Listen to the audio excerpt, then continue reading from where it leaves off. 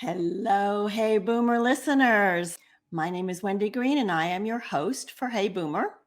And I promise that every Hey Boomer episode is going to inspire you in some way. It may inspire you to recognize your own relevance. It may inspire you with ideas for opportunities that are available to you in your 60s, 70s, 80s, and beyond. You may be inspired by some of the educational content we cover, and you also may be inspired to find ways to find peace within, accept where we are in life, and live life as best as you can. And those are my promises to you. And every week when I think about the Hey Boomer show, I think about how they are going to inspire you and inspire me. And our show today with Dr. Marilou Ryder and her sister Jessica Thompson, who are advocates for women, will inspire all of us, I am sure, because they are inspiring women. And I believe that as women become empowered, which is what Marilou and Jessica are about, they advocate for women. They want women to feel their confidence, to understand what it means to be an empowered woman. And I believe that as women, as we become more empowered and more confident, society becomes better. Do y'all agree with that? I think it's a true statement. They shared two of their books with me, Love Your Age, Girl, and Know Your Worth, Girl. And you can see I have them all marked up. And we're going to talk about those as well as some of the other books that they have shared about women's empowerment. And in these books, which they call Instagraphic books, they include things like a 30-day challenge. They encourage you to get out of your comfort zone. They have something they call woman tunes, which are like little cartoons, because it's important to find humor as well. And they have quotes from what they call their ambassadors. So we're going to get into all of that as we go forward.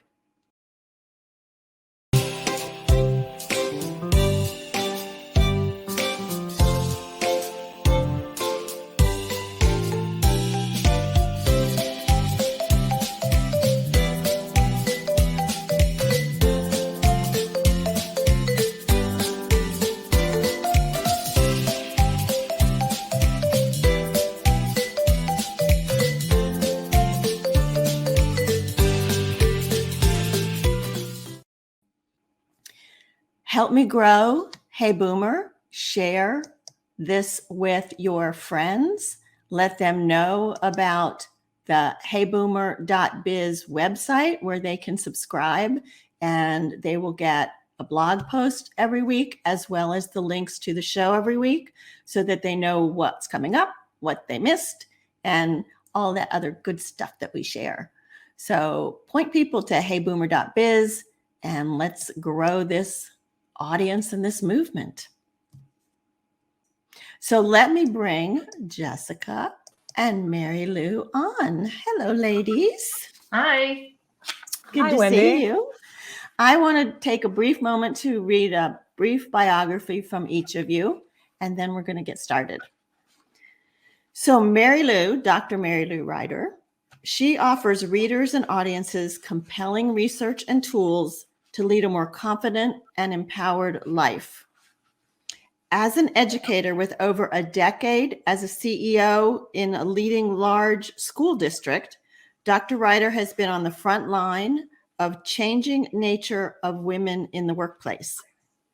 As a co-author for the Amazon bestseller, Don't Forget Your Sweater, Girl, Sister to Sisters, Secrets for Aging and Purpose and Humor, Ryder uses personal stories from women 60 years of age and older. In fact, there are two centenarians that are quoted in this book to provide insight into aging and how women stay motivated and relevant in their senior years.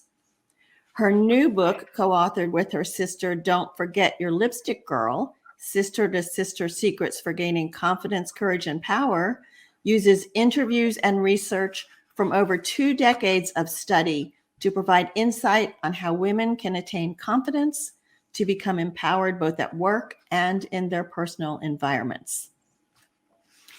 Jessica Thompson is a graduate of Rochester Institute of Technology. She was born in Syracuse, New York, and currently lives in Naples, Florida.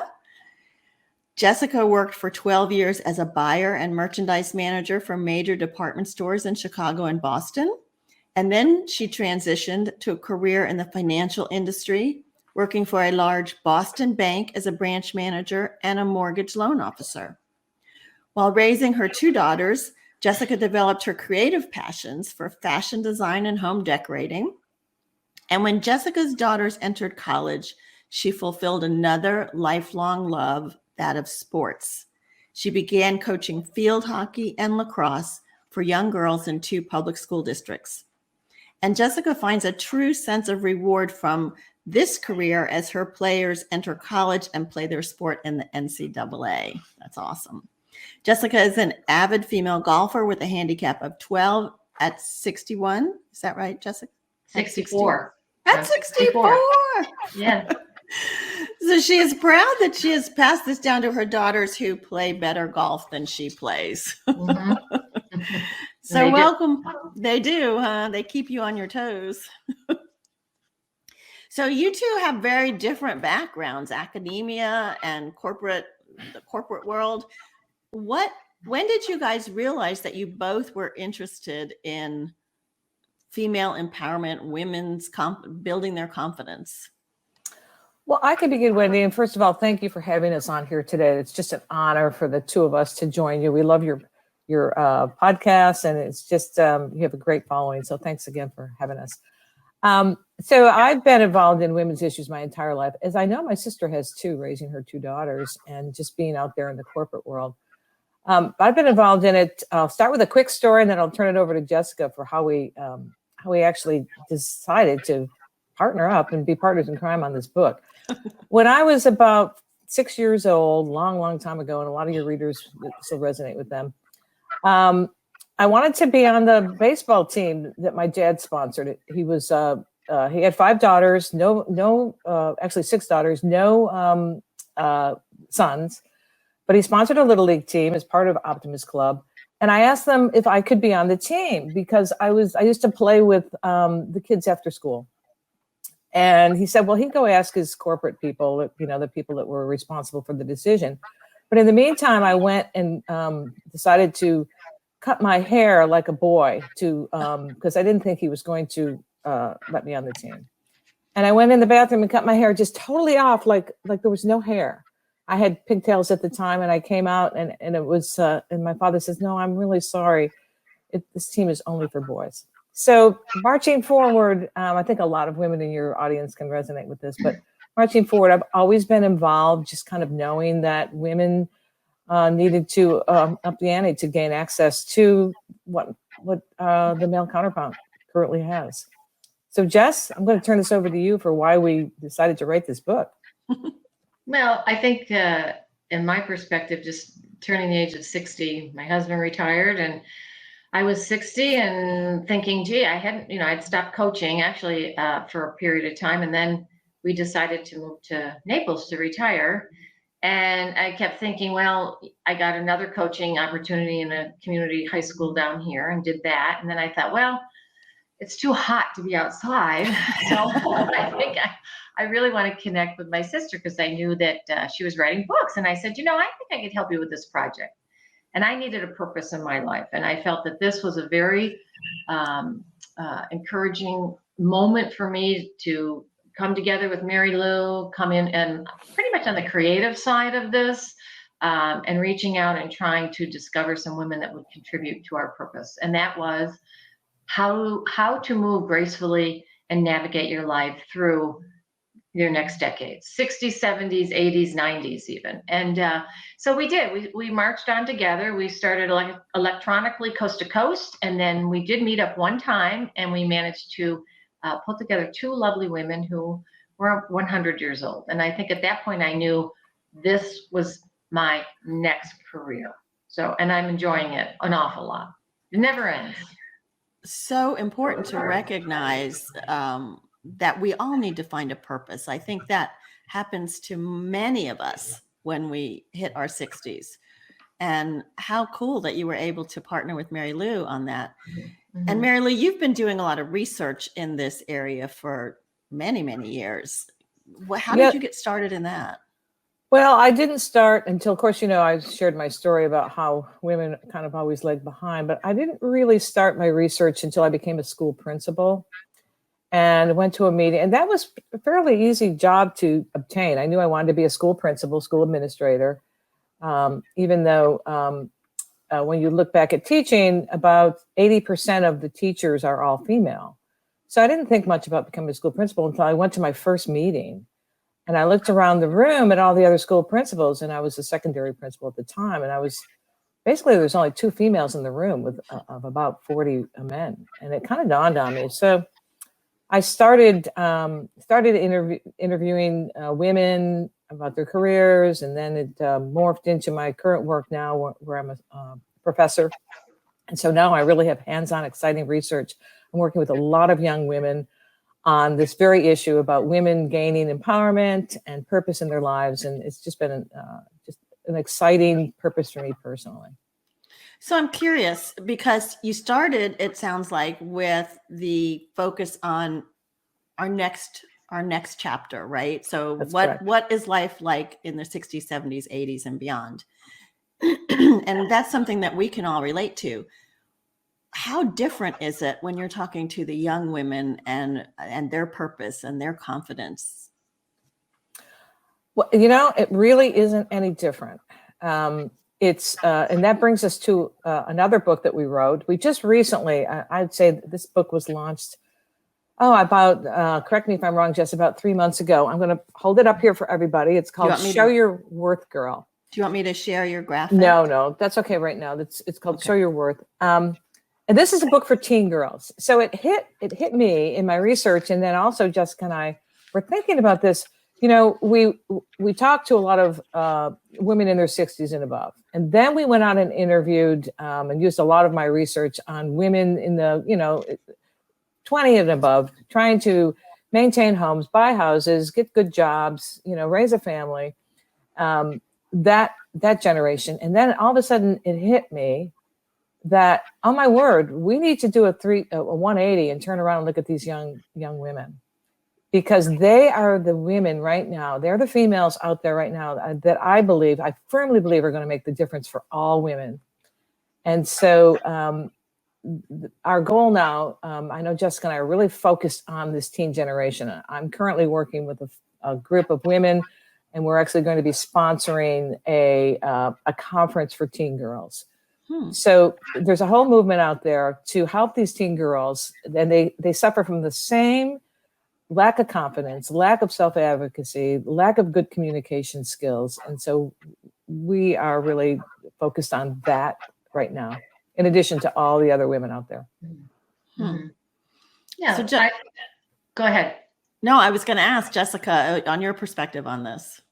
Well, I do believe that, we have a really strong platform now, Sister to Sister Secrets. And it all started with us being in the older generation. And so we have, it's a full circle, because each one of us has something to give to the next generation. The younger generation, I am learning so much from that generation right now. There's a situation I'm in a work environment, and I'm with people who are between the age of 25 and 32. And they are so focused and so into the internet and the technology. They're so skilled. And I come in and I give them my maybe sales ability, my personal ability out on the selling floor. So there's 2 parts of this whole situation, that environment I'm in. So I'm learning from them. They're learning from me. And it's amazing how we get along and how kind and respectful we are to one another. So I do believe that our generation, I'm, I'm 64, 70s and 80s. I'm with these women a lot in my environment here in Florida, and we're very active. We give back, we volunteer, and we don't just volunteer at like a kindergarten level. We are now branching out, like Marilou said. I'm interested in a teenage group, and I went as an adult to maybe mentor and start getting involved with the new book, and it all started with the sweater book. Personally, the biggest thing I learned in the sweater book was that a woman we interviewed was 82, and she turned the table when I was interviewing her. She turned the table on me and said, "Jessica, what do you most feel for love?" Being 64, she's 82, and I said that I won't have what you had. I won't have 12 grandchildren. I won't see my daughters get married. And she said, "You won't. You will never have that because those generations are so different than my generation was. You may have one or two grandchildren. Your daughters may never get married. You don't know. It's not like it used to be. In that respect, it's very different." So navigating, I think, lifestyles are they're generational, and we all have something to give one another. Right. I think it is different for the younger generation that we have younger women delaying marriage longer and feeling, much more independent in that way. Of course, we had the Me Too movement, which certainly wasn't part of our generation. And, so I do think there are differences, and we have paved the way for women, and women ahead of us paved the way for us. So, absolutely. Yeah. So you brought up the sweater book. I do want to know about that. It's aging with purpose and humor. And I think it also feeds into this Love Your Age, Girl. So can you talk to us about what you mean aging with purpose and humor? I can. It's a story again. I'm a great storyteller. I retired unexpectedly. I was a school superintendent, and I loved every second of it. You get dressed up, you go to work, everybody, you have all this agency. I mean, it's just to talk about a purpose in life. And then about a week later, some new political things came in, and so I decided to retire. And I've never in my life been a person without a plan. Talk about a man with a plan. I was a woman with a plan ready to go. But here I sat, no plan. I'm retired, officially retired, and my husband takes me to Costco. Never been to Costco. Too busy to go to Costco. I'm in Costco, and I've got these big, huge, puffy sneakers on. I got a jogging suit on. And I'm just getting in line for this chicken thing. You know how they give the free samples? Right. And I immediately see everybody all like running around, and I start getting them organized because, that's my instincts to organize people in line. And then all of a sudden I get slammed in the back of my foot with a cart, and I pull away and I start walking the aisles, and I have a panic attack. I mean, I'm kind of like, oh my God, look at me. 1 minute I'm like in a high heels and dress, and I have all this agency, and now I'm slung over this huge super shopping cart. So that's where I knew that I had to take stock of myself, and I needed to investigate this aging thing because I was 62 at the time. I'm now 72. It's 10 years later. And I called my sister. There she is, right up there. And I said, "Oh my God, I'm old. What am I going to do? I don't have a plan." And she also said, "Well, I'm old too. Let me see what we can do." And that's where we really kind of thought, let's go write the book we always wanted to read. And we did that. And we started to change the conversation for women and girls. I think that was the biggest thing. I mean, it was always in front of me as a woman growing up, and as and moving on and raising two daughters who are now in their 30s. It was always in front of me, and I always, tried to express it, but it was always hard to express it. I mean, I didn't have the confidence to get out there and put myself out there and make decisions quickly and be confident that I did the right thing. So in a way, these books are us speaking about certain issues that maybe we never could really talk about.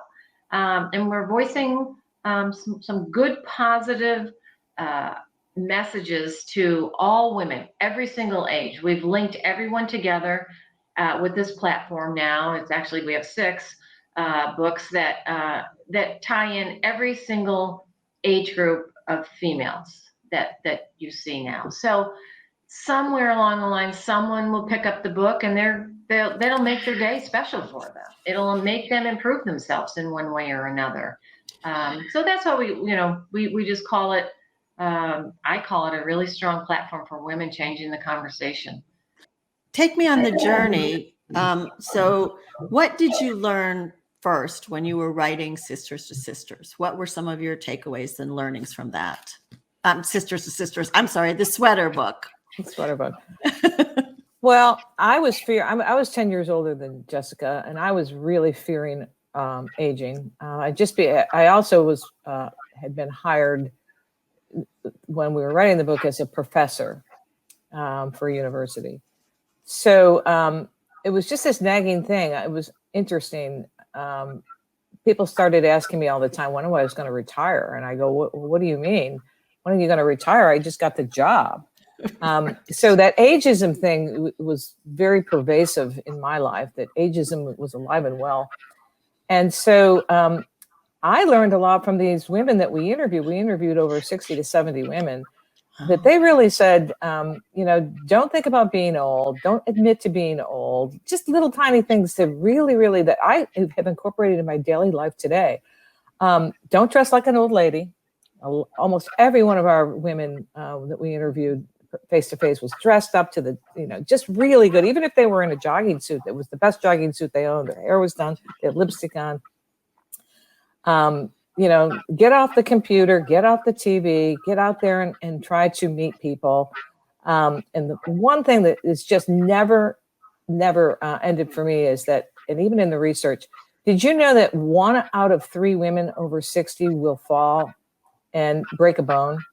No. And that can happen stepping off of curbs and not looking, and that can happen with a throw rug. Something as simple as that. Just little things like that have changed the perspective for how I move into my next decade of life. Mm-hmm. Yeah.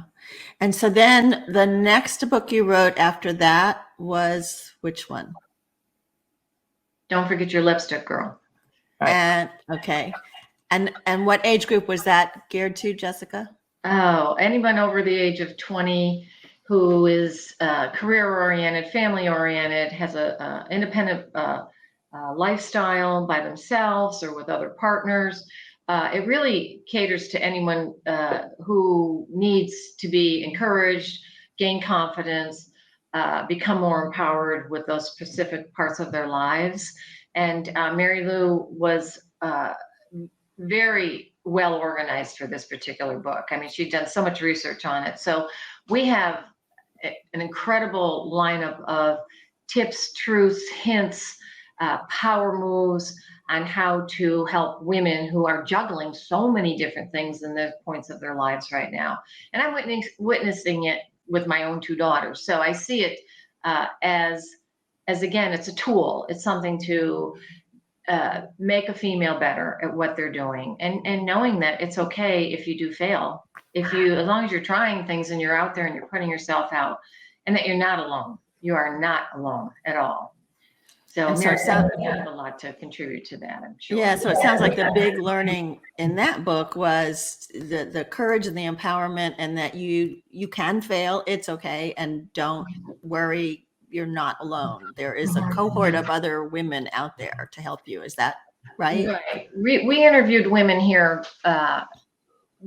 Each one is different. I mean, we started, I interviewed a young girl who was 20, 21, 22, and she was a sheet metal worker, and how it was for her, this was what she decided to do with her life. She went to the trade school, and she knew this is what she wanted to do, because she would like to be a 4-woman, 4-man, 4-woman. And the environment that she went through, there were 4 girls with 280 men on the site. So she gave us a little bit of information of what that was like. But then we went all the way along to the other end of the perspective, where there were women that were in their beginning 60s that had, powerful careers, and what it was like for them, all those years juggling with children, and how to get the top job when they're up against a man. And Marilou has a lot to say about that in the book, sharing her experiences. So it's a powerful book, and it's also a great tool for all women. Yes, Wednesday, I took all the research-based strategies that were culled from the research, the literature, all my formal research, and then we collated those with what the women said, which was just really stunning. Something as simple as a habit that women have is, a lot of times they'll say, well, I'm just a mom, or I'm just a mother, like I'm not important. Or, even in a job, they'll say, well, I'm just a director. And so that kind of a little tip for women, you're not just anything, you're something special. Own yourself, Mhm. Own who you are and be proud of it. And you'd be surprised how women, just knowing that they say that they undermine who they are, it talks down to their confidence and chips away at it. So Yeah. the And tips are stunning. And we've just recently culled all the tips and put them into an ebook for people to download on their Kindle. So Oh, nice. for easy Nice. access. Yeah. So that was another project that we've engaged in. And that's That something book is called Superpower Tips. right. That'll really catch your eye. It's great. I mean, it's very Mhm. powerful, and it's done with grace and intelligence and respect for all women. So someone, everybody, there's something in there for everyone. And Heidi says that this is very inspirational, and it could be good for men too, because there are men that need an extra boost in confidence as well.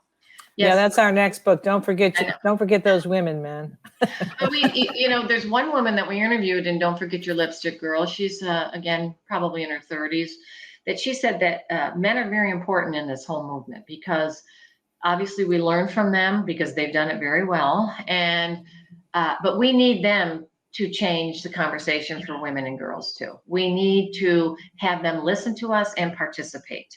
And we don't need to close them out of it. She was very adamant about that, and I really respected her viewpoint on it. But in one of these books, you talk about how men will find men lower down on the job scale, whatever, to mentor and boost up. Right. And women don't do that as well for other women, but men don't do that for women either. No, and I think it is changing. It is happening more often because through social media, through television and everything, there's a lot of newsworthy items being put out there now about how to do this, and how we do have role models that are very visible to us. I'm saying us as women, but you're right. I mean, a man will groom another man to come in and take over their spot. And my two daughters see it in their environments, and it's not just where they work, but all of their friends see this. But then again, they all have strong relationships with men, and they all get along. But the work environment can be tricky. It can be tricky, but I think women are pretty strong, and they're learning how to handle it. Yeah, that's where I really get started on this, Wendy, is I'm in the educational arena, and it's a very conservative field, like banking and insurance. And so you do see that men are not so willing to bring women up. They are out there in the media. When you see, your newscasters, you see more women, it's equal access to those positions. But the fact is that 80% of the teaching force are females. And when you look at the CEOs across in the United States that are held by women, the superintendency, it hovers around 18 to 22%. Mm-hmm. And so just yesterday, I saw a school district where there was a former superintendent, and he was leaving, and he brought up his cohort, another male. So in the conservative professions, yes, we're going to have to really roll our sleeves up. And the women who are currently hold positions of power, we are really going to have to help other women get access to those positions. So again, full circle, yeah, absolutely. We need to reach out to those women and do everything we can to help them. I want to read a page from the Know Your Worth Girl. It's about comfort zones. And it says, a crippling fear that prevents women from embracing change is leaving one's comfort zone. Let's face it, change is difficult. Think, in the end, do you want to be standing there with nothing accomplished because you feared taking a chance? I wanted to ask about comfort zones because you hear that a lot. And I mean, into our 60s, 70s, and 80s, do we still need to stretch our comfort zones? Yes, and our world gets very, very confining. Our sphere of influence becomes smaller the older we get. And I find that I was a great risk taker in my 50s and 60s, and now I'm in my 70s. So I have to be super vigilant because I am a little afraid to leave my comfort zone. travel abroad or maybe take on a new project. So yeah, you have to, I think as the older we get, know that your sphere of influence tightens in because of a lot of times just lack of energy, lack of, staying power. So just to recognize, am I just sitting here when I could be taking that step forward? What's causing me not to take that chance? How about you, Jess? Well, I see my environment is a lot smaller than it was before. I do believe that the 18-month of the COVID has probably done a lot to me because of that. And I passed up going over to see my daughter in London because I'm fearful of that right now. There will be the right time to do it, and it's around the corner. But I do think that I'm like Marilou. I don't put myself out there as much as I used to. I'm trying to. Trying new things, physically and mentally, taking on a new job, playing a new sport, meeting new women. And I do believe that it's healthy to do all of this for all of us. You have to work at it too. You can't just have a friend and not work at that friendship, or have a job and not work at that job to make you better than ever. And I just started a new position, and it's just a part-time job, but it's in the environment of golf, and I love that. But this weekend, I told the people I worked with, I think I turned the corner. I know how to navigate this POS system and this internet system that we're working with. And they said, well, we knew you could. We were so happy you're here. And again, they're like half my age. So I was really proud of myself for doing that and making myself go get that job. Just because it's not that I have to have the job, but it was something, 2 or 3 days a week. I get out, I get up, I'm with younger people, I'm in the environment I like. So I think women at our age and older, it doesn't come to you. You have to go get it. You have to put your first foot forward and go get what you want to do. And as long as you have your health, there's no reason not to. And I think, yes, we have to push ourselves, and we all hit that point where it's not comfortable and we're tired, and our energy level is lower. But I think if you also have that sphere of your supporters around you, you're not alone, like you said, I think that makes it more possible to be brave and to stretch those comfort zones a little bit. What do y'all think about that? Oh, that's so true. When I retired from the superintendency, I literally looked around and I didn't have any girlfriends, so to speak. And it was kind of pathetic. I was like, okay, I got a couple of superintendent friends, but I don't know if we have a lot in common now. They live far away. I actually took Jessica's advice, and I have another sister too. Her name's Sarah. She said, get out there in the neighborhood with your dog and meet people. And, I did. I took the dog out, and I'm like the neighborhood hit now. I've met so many people with this dog because I'm a little bit shy. I know that's hard to believe, but the dog helped. And now I know people in the neighborhood, and Jessica's right. You have to, it's not going to come to you. You have to just take that step. It's like, and that's with anything. It's like another career, really. Especially if one is retired, and I'm sure they plan, oh, well, let's redo our kitchen, or let's redo our bathroom, and it's all focused in 3 months, it's done. Okay, now what do we do? Well, let's go travel. Okay, that trip's over with. Now what do we do? I think if you make some commitments to things too, long-term commitments, that maybe you're doing something once a week the same all the time. Maybe it's you join a book club, or maybe you start to ride a Peloton bike, for an hour, twice a week or something. Get yourself so that you are every day, you make yourself go outside and do something, or get in your car and just go up and to the library and check out a book, or go to the beach and take a walk. But I do believe that you do need to surround yourself with women, and you must have a lot of girlfriends. And I have to say that I've done it. Now, I moved down here. I didn't know anybody but maybe 3 people when I retired with my husband. And I have so many good girlfriends now, only because I did things that were uncomfortable. I put myself out there in outside of my comfort zone, but in the long run, it made me happy. Well, I'm shy and I have 3 girlfriends, but I'm happy. And so she's right. You got to have those women friends.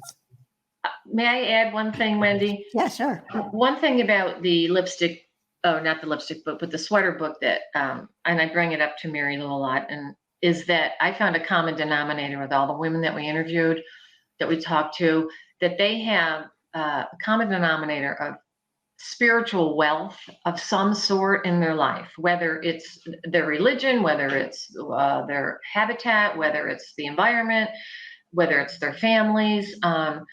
It's something that gives them that extra comfort feeling in their own mind, in their own space. They all talked about it, and they all had different definitions of what their spiritual wealth was. And it never really was money, to be honest. No. Yeah, and I'm more like you, Marilou. I have a few friends because I just feel like it takes energy to have friends. But I think you're right, Jessica, having that spiritual connection where you feel like you can be vulnerable with these people, that you feel like you can get honest feedback and give honest feedback and laugh, and all of that makes it a more whole, important friendship. Mm-hmm. Yeah. Here's a question that's come in. It says, have you found that people underestimate you because of your age even more than the sexism you experienced when you were younger? I haven't. I'm 72, and I think a lot about that 72. And I keep saying it, but no, I haven't, because I really deliver. But like I say, they do ask me when I'm going to retire all the time, just because probably they're waiting for jobs to open up for younger people. But no, I haven't felt that. And I think the thing about being a female, and this is really interesting. I talked to a woman the other day, and she said, when women get older, they really do lose their looks and their vitality and the things that just made them so sparkling. And she says, and when men get older, they do too, but it doesn't harm them as much as a female. And I think there's a little bit of credence to that. I was just talking to a friend of mine the other day, and she said, I think I'm going to get a facelift. And I said, you're 78. Why would you get a facelift? She said, because I really want to be vibrant again like I used to be. And so I spent some time, coaching her through a non-facelift at the time. But again, that beauty part, I think that's the only aspect that can hold us back as aging women. What about you, Jessica? Well, I definitely agree with Marilou on that, with the aging and how you look, and you change. You definitely change, and it's more effect. The cause and effect is definitely more out there for women than it is for men. It's very difficult. If you're looking for certain opportunities, or the way people handle you, whether you're out in a restaurant or something, you're treated, I do believe you are treated a little bit different. But and the sexism thing, I don't know, it's balanced out, I think. Those were big challenges when we were younger. And I think I was sort of strong, maybe too strong sometimes, and I still am. And I have to bite my tongue a lot and just handle myself gracefully and navigate out of the situation comfortably. But it is what it is. I mean, it is what it is. It's gotten better, the sexism part for me as a woman. I'm stronger again. I say that. I have more knowledge to be able to talk about it better and hold my ground, so to speak. But I don't see it with, like, I'm in this environment where I'm working. I'm not treated any differently, maybe because of my age. That's all. I'm not treated any different because I'm a woman, but they're sensitive to my age, which I believe is that's kind. And I'm happy to have it that way. Yeah, and I think that's really what the question was. Are you experiencing a difference in the way people treat you in the job market, if you are looking for a job, just out in public, because of your age? Well, I know I was in London, and whenever I got on that train, every young man stood up and gave me their seat. So They gave Yeah. it to Mary Lou, but they didn't give it to me. I know we were together. I think they thought she was my daughter. But I always say, I got a lot of advice from women. Wear great colors, vibrant colors. Oh, So I people know. are looking at my dress. They're not saying, "Oh wow, look at how old she is." Get a good haircut. If there's anything I can recommend to women is spend money on getting a good haircut. It can take you through so much. Just with that great haircut, it gives you confidence. You look great. So would you guys like to share the screen and show the books? I would love to. Sure. Let's do that. So can you talk about that a little bit? I can. We started out with Don't Forget Your Sweater Girl. And recently we've given our covers a facelift because we've decided to put them all under the umbrella of the Sister to Sister series. So Don't Forget Your Sweater Girl is for women who are, I'd say, 50 and above. I had a 45-year-old say, "Oh my word, there's such good stuff in here." But basically it's for the senior woman. Don't Forget Your Lipstick Girl is for women, I'd say 18 and above. Got a lot of good career moves, a lot of good personal power moves for your home environment, for just building your confidence. Super power moves culls all of the power tips from Don't Forget Your Lipstick Girl, in addition to some new ones, in an easy to read format for people to just basically go and get some good moves to gain presence and influence others in the world. And then Know Your Worth, Show Your Worth, and Love Your Age are books that we call Instagraphics. They're easy to read. You can carry them in your purse or backpack. Know Your Worth is for 18 and above. Show Your Worth is for teen girls, 11 to 18. And Love Your Age is for 50 and above. And so the Instagraphic is a real quick read. It's got the power tips in it. It's got the woman tunes. It's got quotes. It's got tips. It's got fun. And the people who have given us reviews just say that they really enjoy having these little books. And they're great gift books. I just had a friend purchase Know Your Worth Girl for her entire book club, and which was a huge group of people. I think it will be a fun gift for graduates as well. Oh, absolutely. High school graduates and college graduates. And, it's easy. Like I have all these little markers. So if I just need a little pick me up, I can just say, "Oh, let's see. My challenge today is to go a full day without watching TV." Right. Ooh, that's a hard one. And the other thing too is that we know what time of year this is. This is October. We've got 2 more months. These are great gift giving books, especially for women's little groups. I know we have a birthday club and there's about 6 of us, and that's what they'll probably be getting would be the Love Your Age Girl book. But we're available. We can ship the books, and that's a good thing right now because we are hearing that Christmas could be difficult. So we have them. They're available. They're not on a ship off the coast of Mary Lou's home.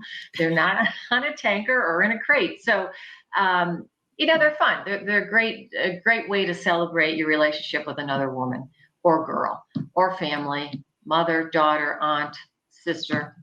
And they are on Amazon.com under the umbrella of Sister to Sisters. Okay.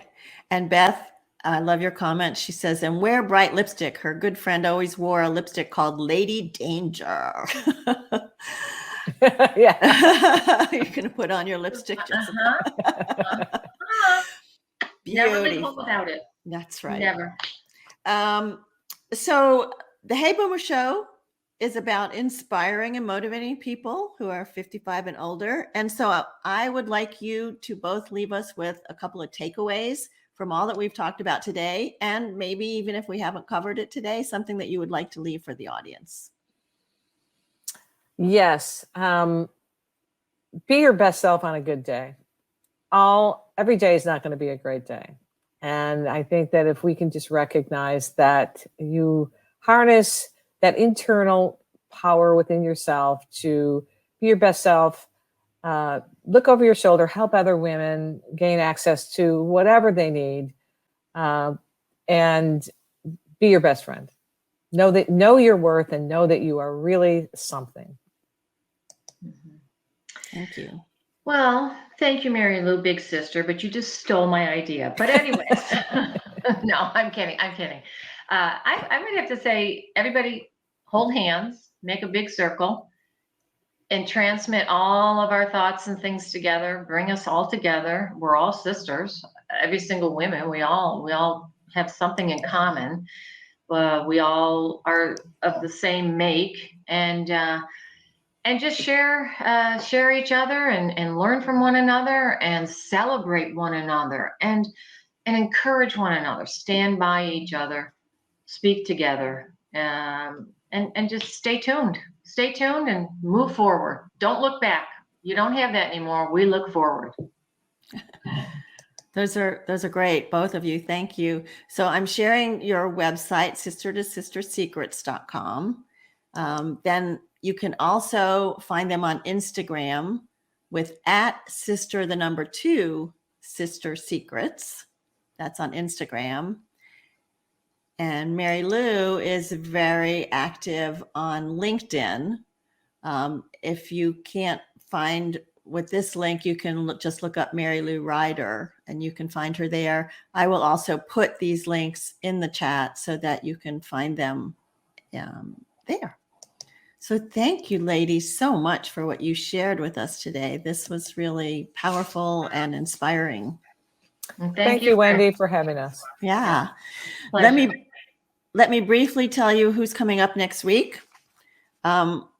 Next week, we're going to talk about sustainable investing with Francie Heller. And so what is sustainable investing, you ask? Well, it's about investing in progress and recognizing that companies solving the world's biggest challenges can be best positioned to grow. And so investing in those companies could be good for your portfolio.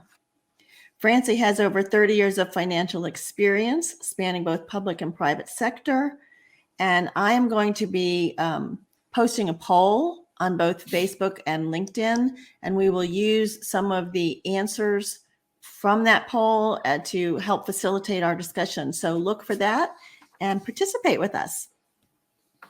So thank you all for tuning in today. I know that your time is valuable, and I'm glad that you all found this to be a good show. Thank you for that. And help me grow the audience. Go ahead and ask your friends to go to heyboomer.biz and subscribe so that they can be on the email list and receive all of the updates and links to the upcoming shows. And remember that we are never too old to set another goal or dream a new dream. Thank you again, Marilou and Jessica.